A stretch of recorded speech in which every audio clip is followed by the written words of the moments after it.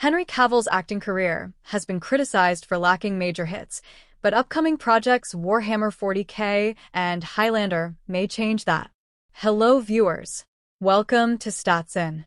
If you're just joining us, please subscribe and don't forget to turn on notifications bell for more videos. Henry Cavill is one of the most handsome and chivalrous men in the entirety of Hollywood's entertainment industry, but his acting career hasn't been all that bright. Even though fans adore him for his praiseworthy personality and ripped physique like that of a Greek god, the 41-year-old actor has been at the receiving end of much criticism over his on-screen performances. While Cavill has earned a place among famous franchises like the DCU and even the MCU, if you count his cameo in Deadpool 3, his acting career still seems to be lagging drastically, with him being criticized for having one of the worst major star careers in Hollywood. That said, now it's up to Warhammer 40K and Highlander to help him put an end to this very criticism. Although Henry Cavill is worthy of all the love and praise he gets from his fans worldwide, the same can't be said for his acting career. Despite being best known as a leading actor, the Argylle star's still been met with more than a few disappointments with his entertainment pieces, which has led to fans deeming he has one of the worst major star careers in Hollywood. As Reddita r/Knights of Fellini concluded while studying his career highlights, there have hardly been any great projects that have starred him in a major role and have performed outstandingly at the global box offices. This leads to the question, is this one of the worst major, high-profile studio runs? Because Cavill has maybe two great projects in there, a few successes, and otherwise just a barren wasteland in his acting career. Here's a detailed analysis of the same. Cavill's highest-grossing films include Man of Steel from 2013, Batman v Superman, Dawn of Justice from 2016, Justice League from 2017, and Mission: Impossible Fallout from 2018, each of which made $667.9 million, $872 million, $655.9 million, and $786.6 million respectively from global box offices, by the numbers. And that's actually pretty much it if considering films that actually turned out to be profitable considering their budgets. What's even more surprising is that in only one of these films, Man of Steel, has Cavill starred in the lead, while the remaining of them have seen him either leading the film in an ensemble or playing the big bad, as in Mission: Impossible Fallout. As the Redditor criticized, his tenure in the DCU is filled with one alright film and remaining total disasters and ending on a terrible cameo. Then there's The Witcher, which had an average first season, alright at best, and then it kept getting progressively worse. Adding to these are his other projects like Cold Light of Day, Night Hunter, Argylle, and Immortals, all of which have been deemed disasters and huge flops, judging merely from the reviews. On a brighter note, he has had supporting roles in pieces like Stardust, Mission: Impossible, Fallout, and the Enola Holmes film series, and most of them have been successful. Not to mention, there's The Man from UNCLE as well, which was also deemed a commendable watch by many. That said, it's unarguable that, especially leading solo, Henry Cavill hasn't starred in all those commendable projects. To get rid of this criticism, he needs quite a few major hits, and currently, Warhammer 40K and Highlander are expected to do the deed. For one, the former is pretty much Cavill's passion project, since he has long let fans know just how big of a nerd he is of the video game and how authentic he wants this piece to be. As for the latter, the reboot film is set to star him in the lead as Connor MacLeod, being tamed by Chad Stahelski, so it might as well be expected to do more good to Cavill's career than not.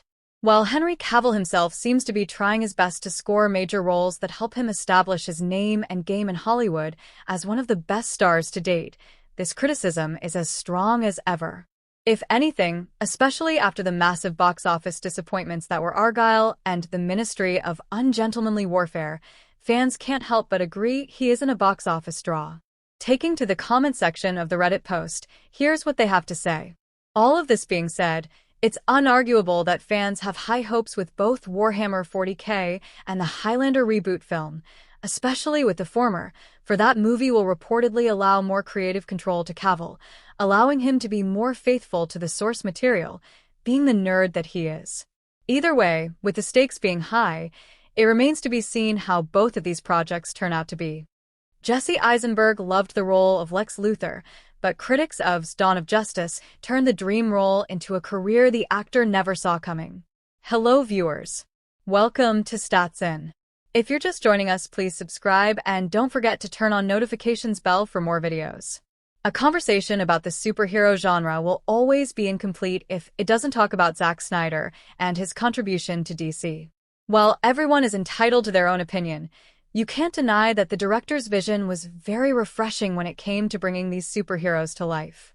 Whether it's Henry Cavill, Jesse Eisenberg, or Gal Gadot, he's done his best to do justice to these characters, even if some don't think so. Of course, his actors have talked about working in the DCU, including Jesse Eisenberg, who played Lex Luthor in Batman v Superman, Dawn of Justice, and had a cameo role in Justice League. Although he has nothing but praise for the film, he admitted that it damaged his career in a drastic way and has no one to blame but himself. Detailing some of his most famous characters with GQ, Lex Luthor couldn't be skipped. While Jesse Eisenberg's portrayal has received mixed reviews, there are many who believe this was one of the best portrayals of the villain. He was first seen as Lex Luthor in Batman v Superman, Dawn of Justice, 2016. Speaking of the role, Eisenberg had a lot to say about it, and it was all good. He stated that his role in the film was wonderfully written and distinctive, and that he loved doing it. Speaking about the intimate emotional experience he had despite working on a multi-million-dollar set and in front of a green screen, Eisenberg said, "Usually you're sitting in front of the camera, doing a scene, thinking about your character's inner life and emotional experience. This doesn't really change if there's a huge green screen and a styrofoam Batcave behind you. The job is the same, it's a kind of intimate emotional experience." He also praised the craftsmen involved in crafting Dawn of Justice who brought every set piece, prop, and panel to perfection. Eisenberg clearly loved his time on Zack Snyder's set. He wasn't the only DCU representative. Henry Cavill once told Fox 5 that he really enjoyed working on the Snyder Cut and thought it was a great way for Zack to get his version of the story out, and it's important to do that as well. He added that there is a wonderful tenderness in the film that he considers essential to representing Superman. Gal Gadot also endorsed the Snyder Cut when she tweeted #ReleaseTheSnyderCut via IGN in 2019. Despite his praise of the film, he once admitted that BVS simply didn't produce positive results for himself. As we all know, the film was met with poor reviews and harsh criticism, and unfortunately, Eisenberg's Lex Luthor was dragged into the chaos. The actor sat down on the Armchair Expert podcast where he talked about it all. He mentioned, "I was in this Batman movie and the Batman movie was very poorly received. I've never said this before, and it's embarrassing to admit, but I really think it hurt my career in a real way because I was received poorly for something so public." He added that he does not blame anyone but himself for the criticism he received, saying, "And I loved the movie and I did it and everything. So I feel like the blame lies only with myself. It's not like they did me wrong. No, I say, oh, I think I made a mistake there." While Eisenberg cherishes his role and the opportunity to play Lex Luthor, he candidly acknowledges the impact the criticism has had on him and takes his part in the outcome with humility.